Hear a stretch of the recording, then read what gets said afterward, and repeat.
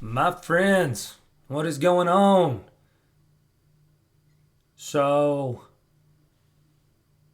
it's been a lot of uncertainty and frustration and just overall despair feeling going on right now with AMC. And to an extent, I get it. Like I said, I have been, these past few days have been frustrating for me, mainly because it's like, I always try to put out, some bull cases and some bear cases.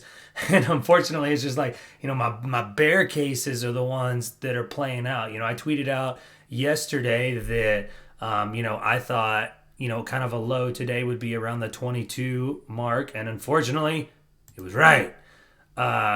So once again, if you want to see some more uh, intraday updates or anything along those lines, make sure you're following me on Twitter. That's where I'll tweet out kind of what I'm seeing. And that's what I tweeted out a few hours ago. Basically, where I was just saying that it's one of those where I said, if the 618 holds, I'll definitely be looking at the 786s. We talked a lot about before how AMC, especially on a shorter time frame, AMC really likes to retrace, to that 786 on the Fibonacci levels.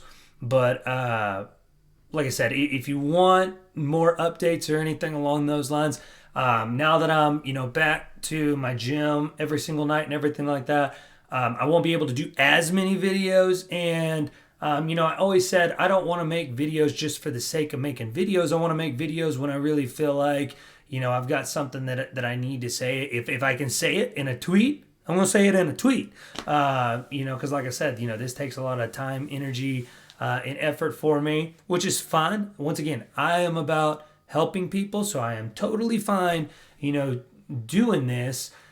Just like I said, the videos won't be, like I said, now that I'm back at work and everything along those lines. My goal is to try to do at least, 3 to 4 a week. Obviously, if I think something crazy or big happens or anything like that, I'll always definitely try to address that. But the easiest way to kind of keep up with my thoughts and everything along those lines is following me on Twitter. So let's get into the chart. So obviously, lots of things that myself and you guys and everything along those lines, a lot of moments and situations that we were hope are playing out are just not playing out, at least not at the speed that we all hope that they play out. So a couple of things let's take a look at. So number one, we are still going to be fighting this resistance line right here, that runs from the all-time high in June, as you can see in September and October and November and December and well, not quite January, but so far we've had a lot of months that we've been kicked off this resistance line, right here. To me personally, at this point in time, I would say that this inverse head and shoulders is definitely, unless we see a massive move, back up, it's looking pretty invalidated right now. That it is not going to be coming to fruition the way that we wanted to. So for right now, here's kind of how. Especially when the days that I get more frustrated, that's when it's really important, I think, those days to kind of zoom out and go, okay, I'm very frustrated about a 10% down day. But when I zoom out and I look at things, how much does that really change the overall chart? And the reality is not very much. So while it's definitely frustrating today, and I really try not to just be a when in doubt, zoom out, kind of guy. I think today especially, when frustrations and tensions are high, to do that and then go, okay, did on the big picture, if I look at this thing, from a multi-year standpoint, did anything really change? And the answer is no. Did my conviction change because of a 10% down day? No.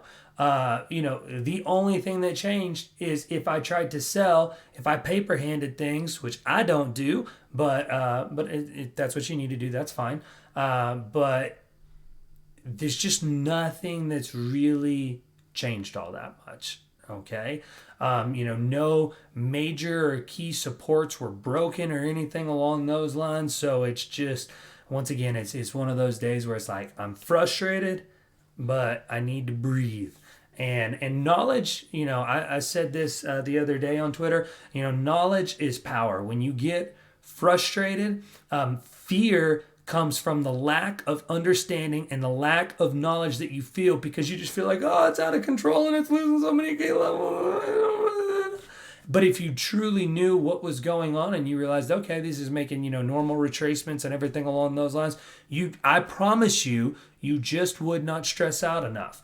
But, and if you're watching this video, you're not one of those people probably, but that's where all the keyboard warriors and the fake people on Twitter come from, is they come from lack of knowledge. And that's why retail loses. And that's why institutions don't lose. You lose because you get scared and frightened and you paper hand stuff because you don't understand what the chart is telling you.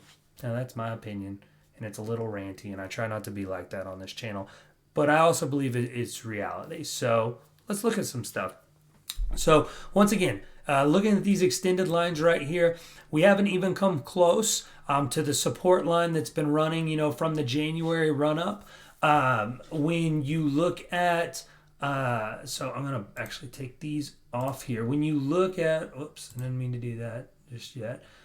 When you look at the parallel channel, I highly recommend researching bull flags, because this pretty much fits perfectly what a bull flag might look like. Basically, you've got the flag and then it turns into, the pole. Typically, they don't retrace any more than about 50% from where they started. So if you look at it from that standpoint, we are just, below that right now. So we would definitely want to see some moves upwards. But like I said, so long as we kind of keep staying in this channel and everything like that, it's got a lot of touch points up top and bottom. Like I said, I still feel pretty good. The biggest thing that I'm going to be looking for is, which once again I also tweeted out yesterday, I believe, is Elliott wave theory. And I'm a big believer in Elliott wave theory. So once again, guys, my TA does not boil down to just I'm a cycle guy, or I'm just a Wyckoff guy, or I'm just a Elliott wave guy. I try to look at all TA that has been proven to work in the stock market. If it works, use it. It's just like I teach in all my mixed martial arts classes. I don't care if it is a kung fu move or a jiu-jitsu move or karate move or a kickboxing move or anything like that. If it works, use it. And if it doesn't work, crumble it up and you get rid of it. So Elliott wave is something that I personally believe in. And so I've always been kind of talking about this, where you have the big wave 1, the corrective wave 2, big wave 3, the corrective wave 4, and then big wave 5. Now, when looking at Elliott wave, though, you got to make sure that you understand, some of the rules that go along with it. And here's the big one. I'm going to make this line a little bit thicker and bigger. So I have always said that, like I said, I'm sorry, got a little messed up there. I've always said that I'm a big believer, and once again, in this massive macro wave 5 that is going to happen at some point in time. But for that to be a validated wave 5, for this to be a good true count of 1, 2, 3, 4, 5, wave 4 cannot cross into the territory of wave 1. And so that's what I did. Let me take this off for just a second. So the top of wave 1, essentially, in January, is going to be right around that kind of $20.36 range, which we came down and we tested, right around that $20 area, about $20.95. And what happened when we got down there? We saw massive bullish volume. So we saw the two biggest on December 14th and December 17th. We saw the two biggest volume spikes that we had seen since August the 24th. So this down here, this line in this area was defended very strongly by bulls, institutions, whales, however you want to look at it. Because also too, when we started this tumble right here, I mean, we were so massively oversold on every indicator that you could possibly come up with. And guess what we're doing? We're getting right back into that territory. We'll pull those up in just a second. But we want to make sure that we stay above this. Now, also, like I tweeted out, there are some exceptions to that. And it's basically just if you come down and you break the trading range of wave one, but it's done very quickly, not for an extended period of time. So, if we come down here and we start meandering in these 15s and 16s and everything along those lines, then I would consider it invalidated at that point in time. But until then, I am still a big believer in wave 5. And until the chart and numbers prove me wrong, I'm going to be a big believer that the wave 5 is going to happen.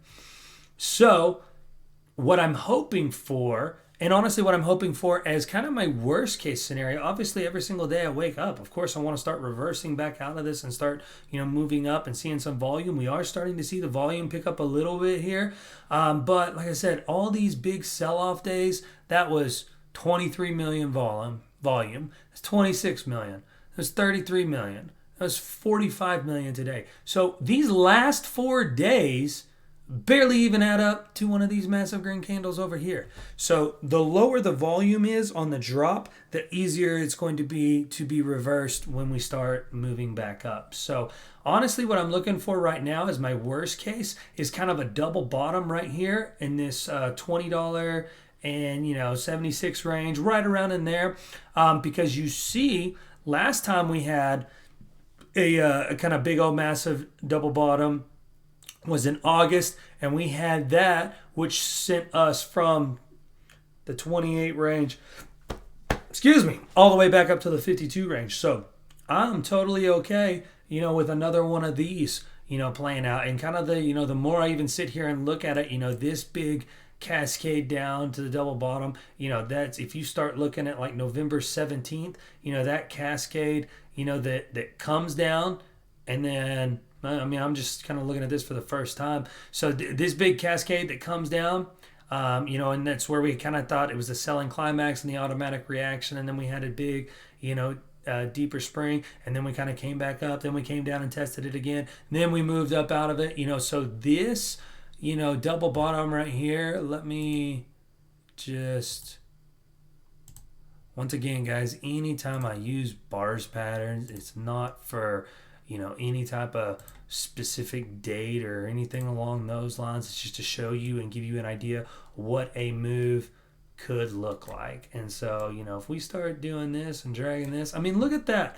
That is just not that absurd of an idea that we could see something like this making, a double bottom and, and then we start grinding our way back up. So that's definitely a very real possibility that I'm going to keep, my eye on. But overall, I'm not going to sugarcoat it. It sucks. We do have to understand that there is a gap from $17 and, about 32 cents down to about $16.65. So if we start breaking, especially if we start breaking this powerful area that the bulls showed a lot of, and institutions showed a lot of support in, then that gap could be a very real possibility. And if that happens, you know what I'm going to do? I'm going to freaking buy more. That's what I'm going to do. And I have been making, unfortunately, a killing on the covered calls that I have been doing and selling. And don't get me wrong, I am still losing way more money in share value and money that I have tied up in shares that I'm making in covered calls. But it is, I've probably made about 2 to 3K just in the covered calls that I've done. Well, where's my phone at? I'll tell you exactly how much, because I'm going to be transparent and an open book and everything along those lines. I'm not going to be one of these super chat, hero or anything along those lines. So, as of today, obviously like anybody else, I lost the 10.75%. But Sorry, guys. And I mean, but as of right now, I've made $2,417.26 on the covered call contracts that I've done. So, I mean, obviously, I lost a ton of money today on paper, but I didn't actually lose it because I didn't freaking sell it. That's what you got to do. So I'm using my shares. Do my covered calls as kind of a hedge against the downside, and that's going to allow me to buy a whole lot more shares. So I'm saving that dry powder for the first place that I'll probably buy is if we see something down in here in this $20.65 range, and then I'll also be saving money for when we hit the gap. And so, like I said, I'm just going to be averaging down the entire way. So I still believe in the play long term. I'm not a short term investor. I am a long term investor. I'm not trying to just wake up and make a ton of money in the stock market once again, because if that were the case, if it were easy, everybody would do it.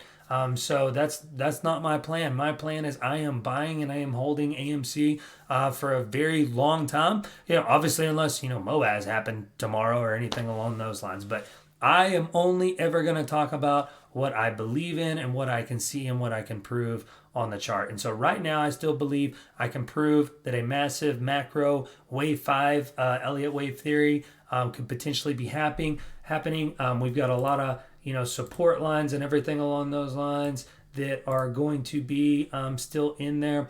We got to start recovering some of these exponential moving averages, the EMAs.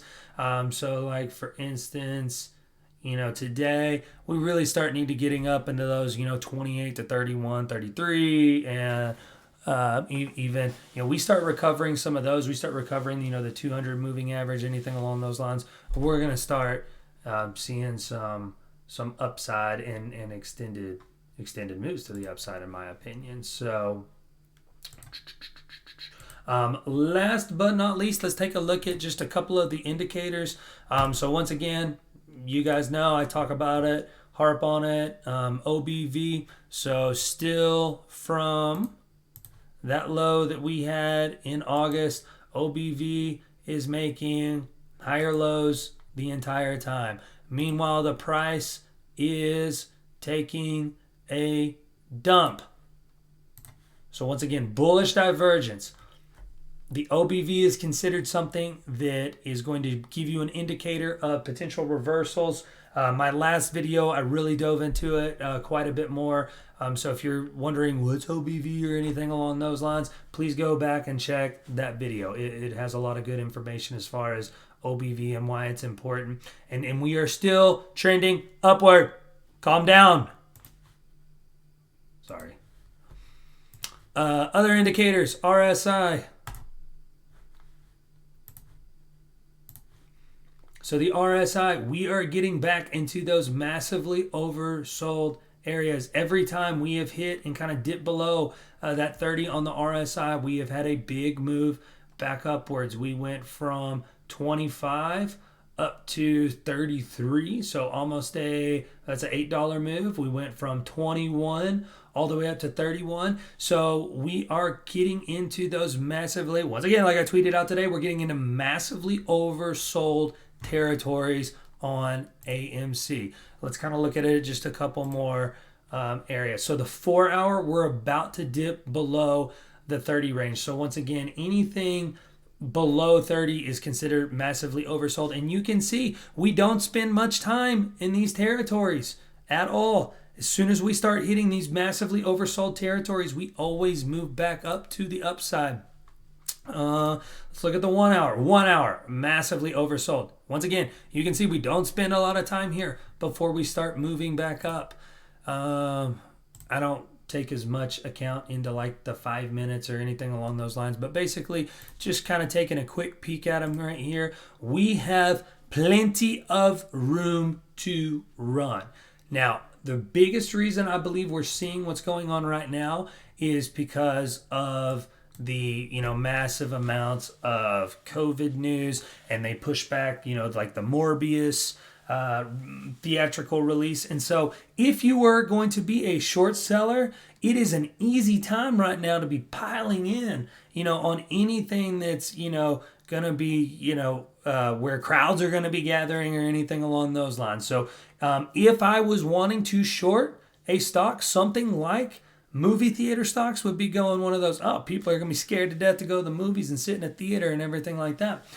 Which, by the way, I went to on a Tuesday.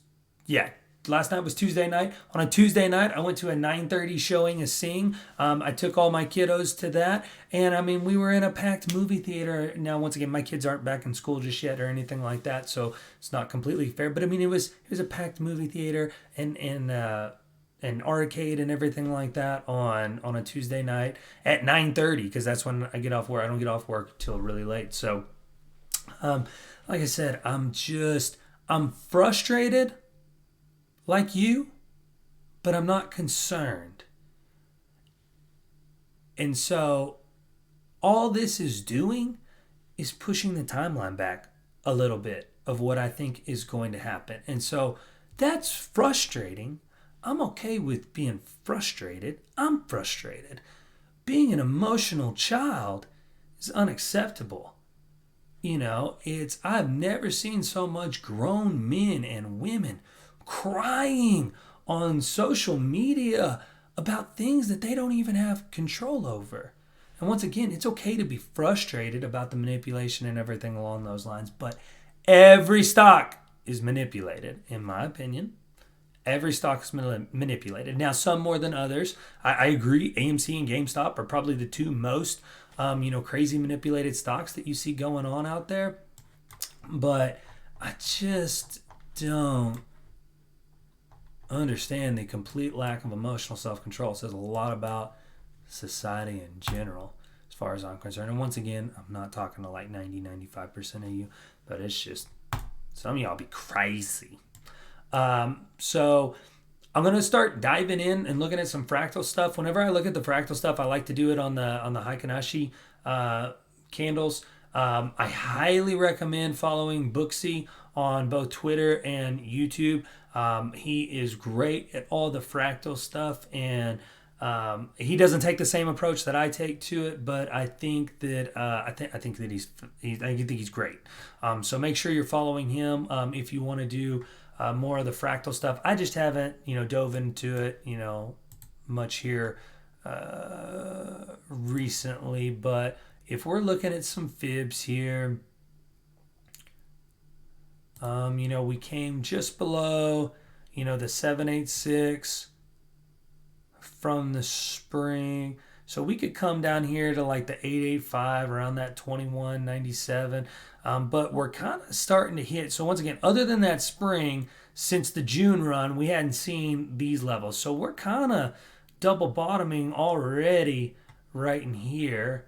If you look at, what was going on, we're starting to see some volume coming in right here where we're at. So I mean, this, you could easily make a case as this is making a big double bottom right here, and we could start moving up. Once again, I pretty much feel like I've laid out downside. So now we're gonna have some resistance moving back to the upside. But once again, this was all such low volume that if we do see some of that green, these bulls start stepping in like they did back here. And I mean, we'll be able to smash through this resistance. I'm not worried about that at all. So overall, downside, we got to worry about the gap. We want to make sure that all of our long-term trend lines start holding up. Once again, that's going to be from these ones that came down here before the June run. Kind of coming to a point. I guess it won't let me go that far. Let me do this so I can kind of, these are going to be kind of converging around that April mark or anything along those lines. But like I said, all that's being done, as far as I'm concerned, is kicking and delaying.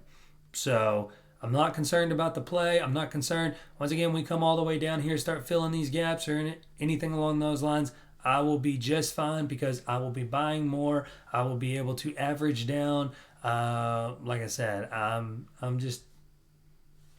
I'm excited, not because of today, but because of what the future is going to bring. And I believe, once again, I believe that's good things. Even if you don't, that's okay. If you don't believe it, but just stay strong, Keep the faith. Don't be emotional. You'll be all right. We got this. You guys have a good one. I'll see you in the market tomorrow. Relax.